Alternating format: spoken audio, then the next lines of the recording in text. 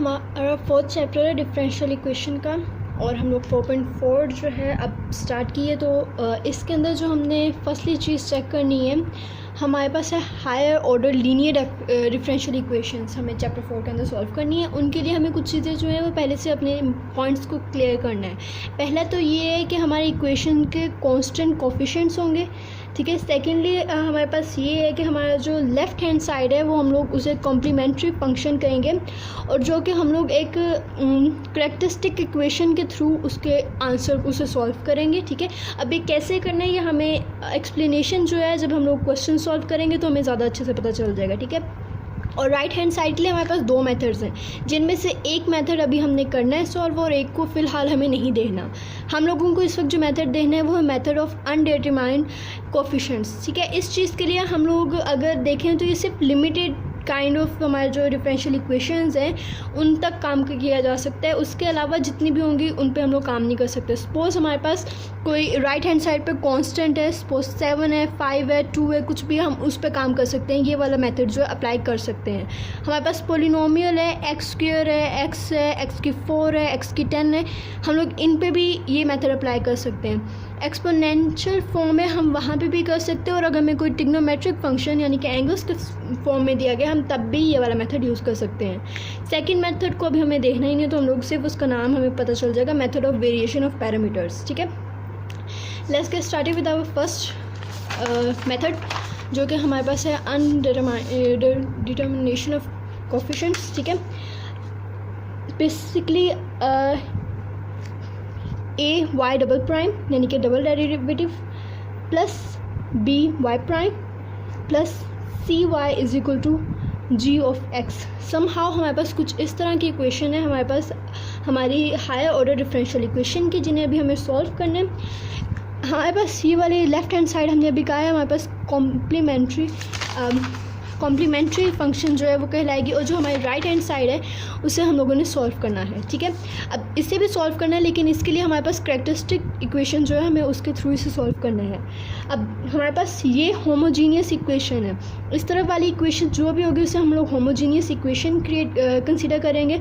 और homogeneous equation को अगर मैं एक जर्नल फॉर्म में कह देती हूँ, सपोज कर रही हूँ, बिकॉज जैसे कि हम लोग कोई एफ ऑफ एक्स कहते होते हैं इज इक्वल टू 0 है, यहाँ पे हम लोग एफ ऑफ एक्स को कह लेते हैं, ये इक्वेशन है। यहाँ पे मैं अपने तौर पे अपनी अंडरस्टैंडिंग के लिए एक ले रही हूँ alphabet H is a journal solution, मैं यहाँ पे जर्नल सोल्यूशन उसे कहूँगी फॉर होमोजीनियस इक्वेशन, ठीक है।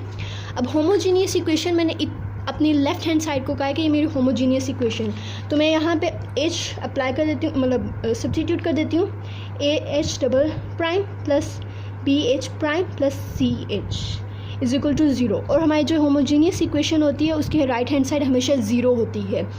ये हमारी होमोजीनियस नहीं, ये हमारी नॉन होमोजीनियस इक्वेशन है। हमारे पास होमोजीनियस इक्वेशन ये आ गई है। अब सपोज कर लेती हूँ कि हमारा जे ऑफ एक्स, मैंने यहाँ पे इसको H of x is equal किया है क्योंकि मैंने यहाँ पे एच की वैल्यू अप्लाई की है और वो मैंने कहा है कि जनरल सोल्यूशन है हमारा होमोजीनियस इक्वेशन का। अब मैं जो कह रही हूँ J of x is a particular solution for non homogeneous equation, ठीक है।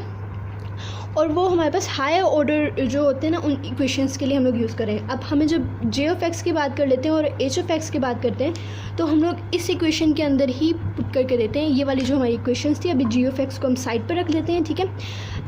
इस इक्वेशन के अंदर लेफ्ट हैंड साइड के अंदर जब हम लोग जी ऑफ एक्स और एच ऑफ एक्स दोनों को अप्लाई करते हैं तो हमारे पास जो इक्वेशंस कुछ इस तरह की बन जाएंगी। हमें दोनों को अप्लाई करना है बिकॉज हम नॉन होमोजीनियस की बात कर रहे हैं, हमें यहाँ पे पर्टिकुलर वाला भी देखना है और हमें जर्नल वाला भी चेक करना है। दोनों को जब हमें साथ में काम करना है तो हम लोग एच की जगह एच प्राइम प्लस जे प्राइम और प्लस सी इंटू एच प्लस जे, हमारे पास ये आ गया। इनको अगर हम लोग मल्टीप्लाई कर रहे हैं तो हमारे पास एच, पहले मैं एच वाली सारी वैल्यूज़ जो हैं वो एक साथ लिखूँगी एंड देन जो मेरे पास जे वाली वैल्यूज़ हैं मैं उन्हें अलग से लिखूँगी, ठीक है, और plus c j. And now हमारे पास सी वाली जितनी भी इक्वेशन अगर हम लोग गौर करें तो यहाँ पे हमारे पास इस वक्त इसका सोल्यूशन है जो कि 0 के इक्वल है। और अगर हम लोग इस इक्वेशन की बात कर रहे हैं तो हमने कहा था कि हमारा जो जे ऑफ एक्स है वो पर्टिकुलर सोल्यूशन और यहाँ पे जो हमारे पास आंसर आएगा वो जी ऑफ एक्स आएगा, ठीक है। अब जी ऑफ एक्स क्या है वो हमें फाइंड आगे करना है हमारी जो इक्वेशंस होगी उनके अंदर और बाकी सारी चीज़ों के अंदर, ठीक है। अब हम लोग अगर इनको सम अप करते हैं, हमारा मैं एक अपनी तरफ से जैसे एफ ऑफ एक्स लिया था, मैंने एच ऑफ एक्स लिया था, जैसे जे ऑफ एक्स मैंने अपनी तरफ से सपोज आउट किए थे, इसी तरह मैं इन्हें सपोज कर लेती हूँ k of x is equal to h of x plus j of x. अगर हम लोग अपना देखें तो हमारा y is equal to y C plus Y p, यानी कि पर्टिकुलर सोल्यूशन जो कि हमारा नहीं से पर्टिकुलर सोल्यूशन कहा था, और हमारा जो जर्नल सोल्यूशन है या हम लोग कॉम्प्लीमेंट्री सोल्यूशन कह रहे हैं वो इक्वल हो गया हमारे टोटल के। अब टोटल को हम लोग इस वक्त जो भी कंसिडर कर रहे हैं एज इट इज़ वो हमारी अपनी मर्ज़ी है, क्योंकि हमारी बुक के अंदर वाई सी और वाई पी यूज़ किया गया, इसलिए हम लोग यहाँ पे भी वाई सी और वाई पी ही यूज़ करेंगे।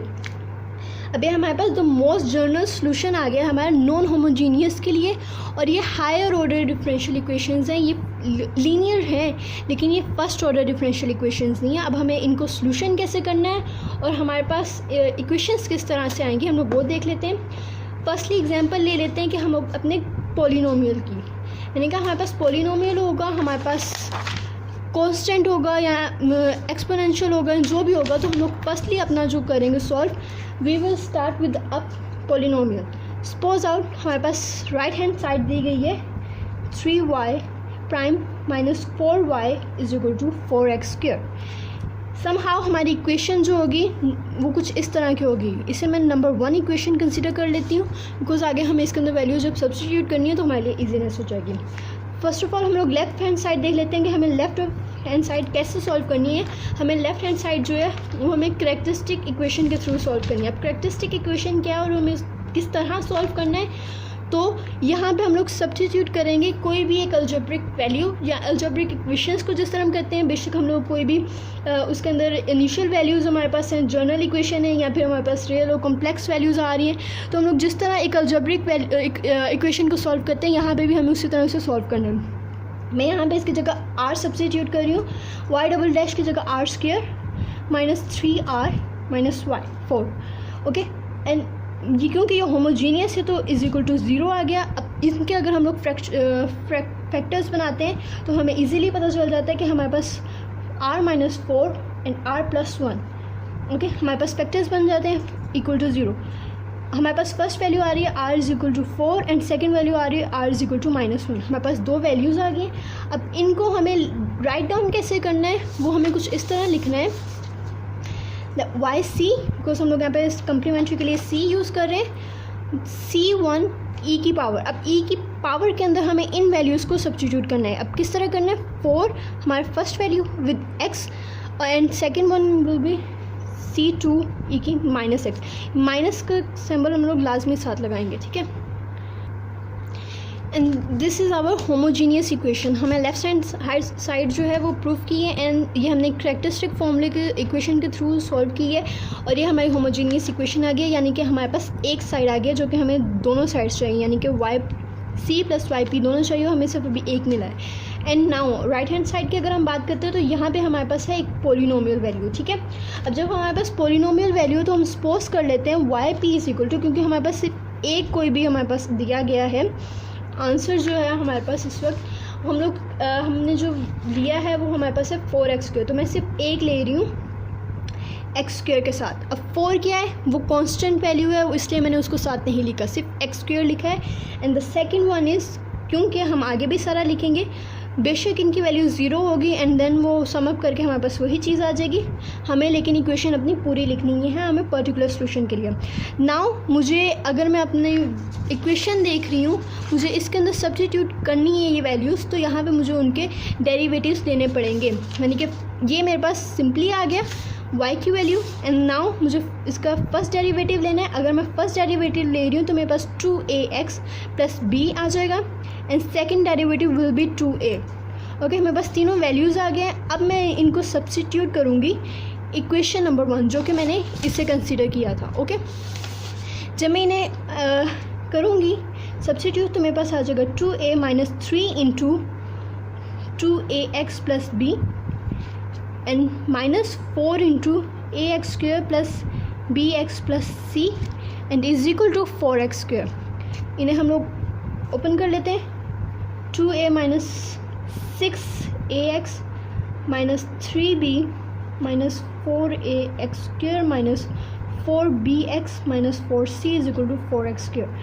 अब हम लोगों ने अपनी x की वैल्यूज़ के अकॉर्डिंग इनको अरेंज करना है। हमारे पास x की फर्स्ट वैल्यू जो हायर ऑर्डर है वो हमारे पास 2x है, हमने उसको अलग कर लिया and then plus into minus 6a and minus 4b इकट्ठे करके x को हम लोगों ने बाय कॉमन ले लिया and again 2a minus 3b minus 4c is equal to 4x square.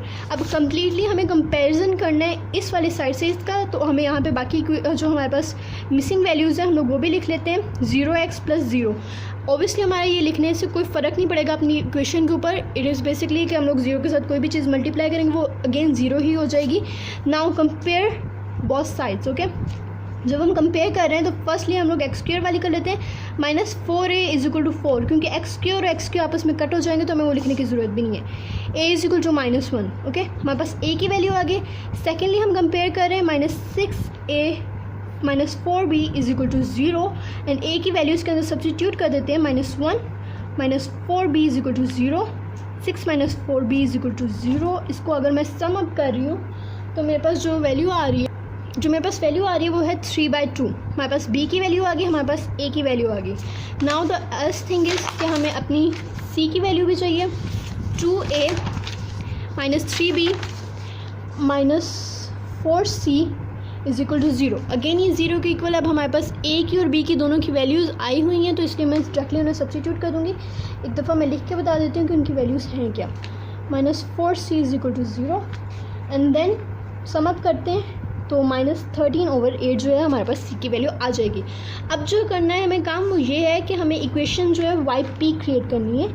yp अगर हम लोग क्रिएट करेंगे तो फर्स्टली हमारे पास a की वैल्यू जो थी वो हमारे पास माइनस 1 आई है और b की वैल्यू हमारे पास आई है 3/2 एंड c की वैल्यू ये है minus X square and b की वैल्यू की जगह प्लस 3/2x एंड c की वैल्यू की जगह minus 13/8, okay. Now some up करते हैं yc प्लस yp। yc की वैल्यूज थी हमारे पास c1e की 4x, ओके, प्लस c2e की माइनस x एंड देन हमारे पास c वाली सारी वैल्यूज़ अपनी equation minus X square plus 3/2x minus 13/8 and this is our answer of the whole equation. ये हमारा सोल्यूशन है हमारा नॉन होमोजीनियस इक्वेशन का। अभी मैंने सिर्फ पॉलिनोमियल का करवाया है। इन नेक्स्ट वीडियोस मैं एक्सपोनेंशियल और ट्रिग्नोमेट्रिक फंक्शंस जो है उनको भी सॉल्व करना बताऊंगी कि हमें उन्हें किस तरह सॉल्व करना है।